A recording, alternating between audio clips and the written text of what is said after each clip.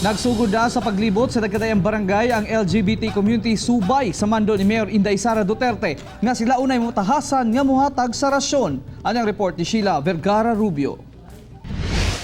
Base sa ulahing mando ni Mayor Inday Sara Duterte, buot niya nga non-political structure ang modumala sa pagtunol sa ikalimang hugna sa rasyon sa katawhan sa matag barangay karong napailawon pa ang syudad, ubos sa enhanced community quarantine. Napili niya ang LGBT community nga mangunay niini ug ipaniguro nga pangitaon ang mga wala pa makadawat ilabi na kadtong tinuod nga nanginahanglan. Limited man ang ato ang pull out sa available nga bugas nato, no.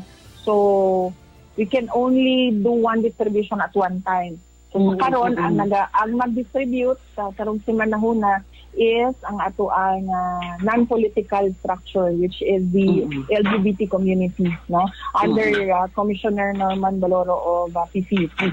Pangandoy sa atong mayor na walay magutman nga Davaoenos kay kini amid sa COVID-19 angayan lamang na mag-provide og assistance o appropriate interventions ang pamilya nga nanginahanglan og tabang sa gobyerno.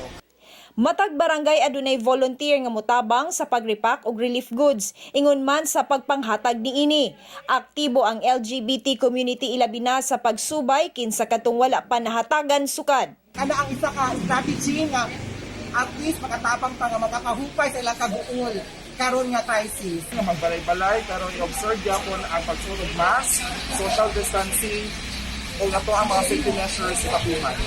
It's an honor and privilege isip isa ka LGBT community president isip mo salmot sa isa ka volunteer. Ako si Sheila Vergara Rubio para sa One Mindanao.